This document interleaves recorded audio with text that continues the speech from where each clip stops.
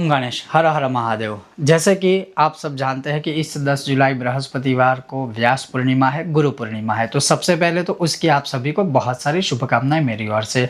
अब गुरु पूर्णिमा के दिन गुरुवार, ये भी बहुत एक अच्छी बात है, क्योंकि देवताओं में या अगर ग्रहों में भी कहे तो बृहस्पति देवता जो है वो ज्ञान के देवता भी है, धर्म के देवता भी है और सही मार्गदर्शन देने वाले भी देवता है, जो हमारे शास्त्रों में लिखा हुआ है।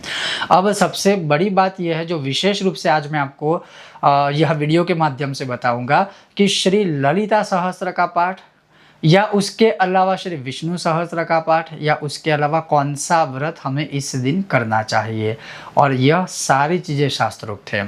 अगर आपको यह विषय वीडियो पसंद आए तो लाइक कीजिएगा, शेयर कीजिएगा, सबसे ज़्यादा चैनल को सब्सक्राइब नहीं किया है तो सब्सक्राइब कीजिएगा। तो चलिए शुरू करते हैं।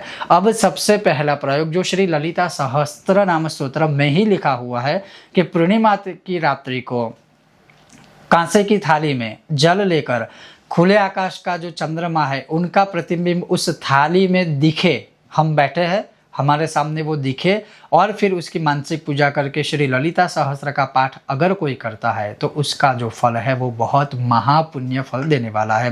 कैसे? तो पूर्व दिशा की ओर अपना मुख रखकर या उत्तर दिशा की ओर अपना मुख रखकर, जहाँ पर संभव है खुला आकाश है, आपको पता है आकाश में चंद्र दिख रहा है, तो उसी समय पर आप खुले आकाश के तले आसन लेकर बैठिए। संभव है तो दीप धूप कीजिए, क्योंकि खुला आकाश है, शायद दीप ना रहे या धूप ना रहे, तो कोशिश कीजिए कि अगर हो सकता है तो कीजिएगा। फिर पानी भरिए थाली में, फिर थाली में पानी भरिए, उसमें चंद्र आपको दिखाई दे उस प्रकार से उस थाली को आप अपने सामने रखिए और उस प्रतिबिंब जो दिख रहा है चंद्रमा का उसका दर्शन करें, मानसिक पूजा कीजिए और फिर श्री ललिता सहस्त्र का पाठ कीजिए। बहुत महापुण्य फल मिलेगा। वो जो पानी है बाद में विसर्जित कर दीजिएगा किसी पेड़ पौधों में या पवित्र जगह पर। ये हो गया एक पहला सबसे बेस्ट उपाय।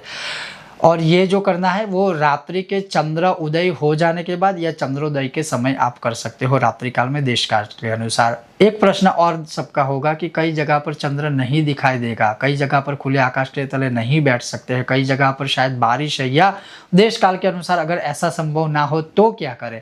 कोई चिंता मत कीजिए, चंद्र उदय हो जाए, भले ही आकाश में चंद्र दिखे ना दिखे, लेकिन उदय तो हो गया है, मतलब चंद्र है, तो सिर्फ आप नमस्कार करके अपने घर में ही मंदिर के सामने बैठकर, माता रानी के सामने बैठकर, श्री यंत्र के सन्मुख बैठकर गौ माता के घी का दिया प्रज्वलित करें और फिर श्री ललिता सहस्त्र पाठ करें। तो ये हो गया ललिता सहस्त्र का प्रयोग।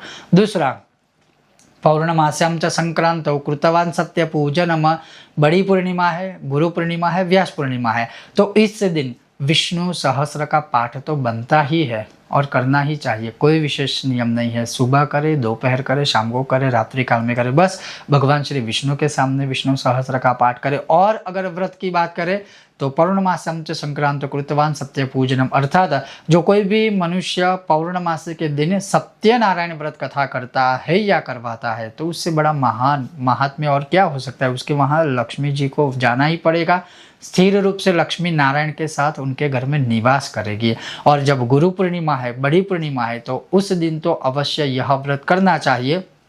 बाकी सत्यनारायण व्रत के विषय में बाकी सारी चीज़ें आप जानते हो तो मैं ज़्यादा विस्तार में नहीं जाऊंगा, लेकिन यस, आप इनमें से कोई भी प्रयोग या कोई भी व्रत या कोई भी पाठ कर सकते हो इस 10 जुलाई बृहस्पतिवार के दिन या रात्रि काल में। ओम गणेश हर हर महादेव।